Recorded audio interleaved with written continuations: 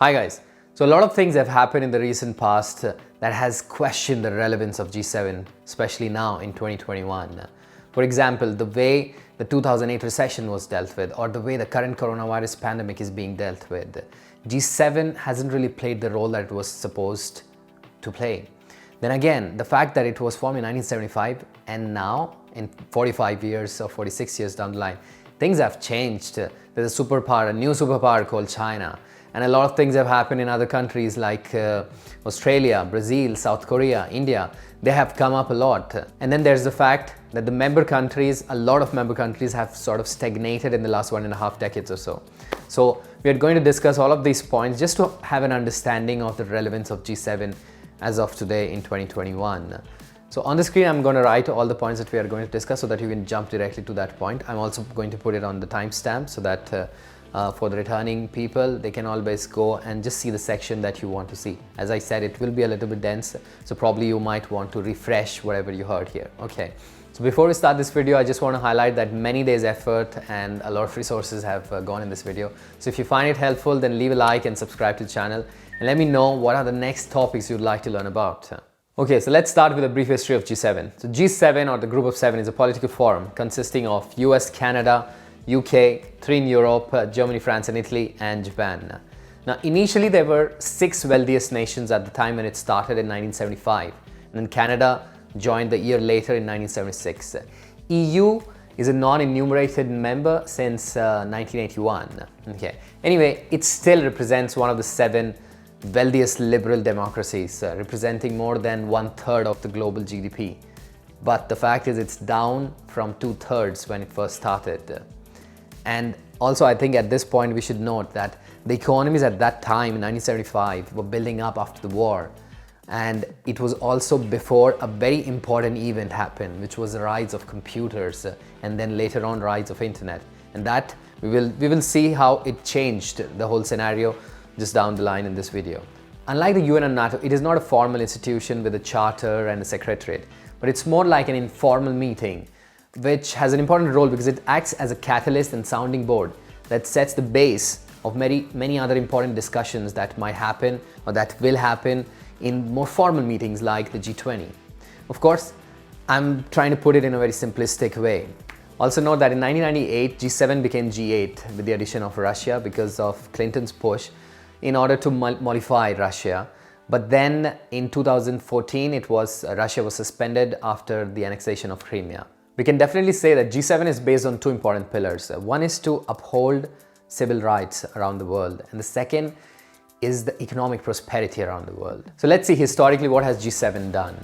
In 2021, a lot of things were discussed, such as global tax regime of the multinational companies. That would be an important element for the effort to get out of the coronavirus pandemic. And there was the action on climate change. Then the fact that 1 billion doses of vaccine would be distributed to poorer nations. And these are some important points. The question is, will anything be done? See, the thing is, G7's role is to inspire, not the opposite. But let's see what really happened. During the COVID pandemic, we could see that there was no coordination between the G7 countries at all. The same happened during the 2008 recession. And after that, we saw a really large increase in public debt. Right now, we are living in the highest ever public debt that we have ever lived in the world's economy. In 2009, climate finance was discussed, which is $100 billion given by the rich countries to the poor countries in order to fund the effort to fight against the climate change. So what happens at this point? The divide between the richer and the poorer countries, it increases. And at this point, the poorer countries say that, guys, you are the reason why climate change exists. You created this monster of climate change when you were developing, and now you are all developed nations and you do not want to contribute for helping us to fight against the climate change. We don't care about this climate change thing because we also have to grow. We also have to increase, and we need to first put food on the table of the poor people in our countries. And this is the reason why, in fact, countries such as India and China and even Japan have been investing in coal at this point when we're talking about climate change. So guys, when we talk about G7 has to be inspiring, this doesn't really look inspiring. Again, if you talk about the Ukraine issue back like 5 years ago, G7 had miserably failed. So then the question arises, Is G7 powerful enough to even manage geopolitical issues around the world, let alone economic issues? And economic issues brings us to the next topic, the China rising. Let's talk some numbers. 1975, no one could have even imagined that in 45 years, China is going to become the next superpower. As of 2020, US GDP is somewhere around, the nominal US GDP is somewhere around $22.67 trillion. And with respect to that, China in 2020 was around $16.67 trillion. Instead of nominal now, let's also look at PPP, because I think it's better for assessing domestic markets. I think it's arguably better for assessing domestic markets. As per that, China is $26.6 trillion. And for a layman definition of PPP, basically 95% of the people live majority of the time in their own country. So when you talk about PPP, it's the fact that in China, things are a little bit cheaper, quite cheaper respect to US. So if you have to go and buy the same object in China, you might have to pay half the amount. So that means basically you make double the money. So that's why its PPP increases to $26.66 trillion, which is already higher than US.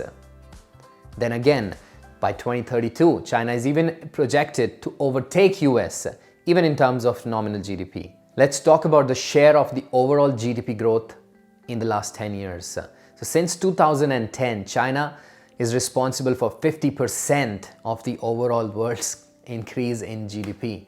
US 35%, India 6%. But at the same time, the dollar value of Japan and the other EU economies that have declined. And I don't want to make this video about US versus China, but because no one is questioning US being in the China. The question is, with no China, no India, Indian economy is already greater than France, Canada and Italy, which are the members of G7. So this makes the value of the group questionable. So let's also discuss one thing that came up in my class also, nominal GDP per capita, because my student said that I think nominal GDP per capita is very important because yes, you can say that China is bigger as an economy also, let's say, in the next 20 years with respect to US, but still there are too many people in China, so they do not have the same amount of money with respect to the people per individual in US. And I agree. If you talk about India, India will be in the next 10 years the third economy, the third largest economy by far. But then again, there are too many people living in the country, so of course they do not have the same amount of money. But when you talk about G7 countries, when you talk about this concept, you're not talking about the person, because a country has a certain amount that they invest in different sectors like defense. It's not the people who invest. That is why it doesn't really matter. It matters, but not really that much as far as the strength of the whole country is concerned. So that is why GDP per capita would not be the best measure for this particular aspect. What should be the direction of change? So yes, the next question comes that if G7 should be changed, then changed into what? There are many options that have been discussed in the past. We know that G8 was including Russia, but we have discussed the China rising story. But we need to understand one part, that we cannot just focus on the economics, because there is this second thing that G7 does, which is it upholds the civil rights around the world. That is one of its purpose. And that was one of the reasons why Russia was removed from G7. And the way China has been exerting its power in the South China Sea, in Taiwan, in Hong Kong, the treatment of Muslim Uyghurs and many other places, it makes it difficult for China to become a part of G7 or whatever the new name would be, considering that it also has to talk about the civil rights. And the thing is, whatever China is doing, if a smaller country does it, it's okay. But when a superpower does it, then it sort of reminds you 1930s. I know, again, it's oversimplifying, but of course it is worrisome when a superpower does something like that. And that is also one of the functions of G7 or such nations when they come together in, let's say, in an informal aspect. It would be in a way to balance out the power against such powers which can be detrimental for the overall world order. Okay. At that point, a very interesting option comes, which is called the D10. D10 is very simple: democracy, the top 10 democracies, which are the G7 countries, the current G7 countries. In addition, you have India, you have South Korea, and you have Australia. And of course, EU remains as a non-enumerated member. This will be great in various aspects because of the balance of the representation of the Indo-Pacific region. The thing is, world is changing. The graph of the economics have changed. It has flattened. Earlier it used to be US, and after that all the 6 countries, more or less, with like, let's say US, Japan, and then all the 6 countries. And now it's more like, then it started becoming US and all the other countries. But now things have changed a lot. Now it's US, China, which are sort of neck to neck, and then there are all the other countries. In 10 years it will be US, China probably at the same place. There would be India, and then there would be all the other countries. And now the number of countries are going to increase a lot. And so G7, as it represents an informal, let's say an informal representation of the world order, it needs to have that correct representation of the cultures as well. And that is why including these countries, having 4 countries in this region will also help to balance and would actually give a true representation of the world order, barring of course China and Russia. So in conclusion, I'd say that, see, the idea is not to question things just for the sake of it. The idea is to gain more knowledge, which is also the basic premise of this channel. The thing is, if things work, then everyone's happy.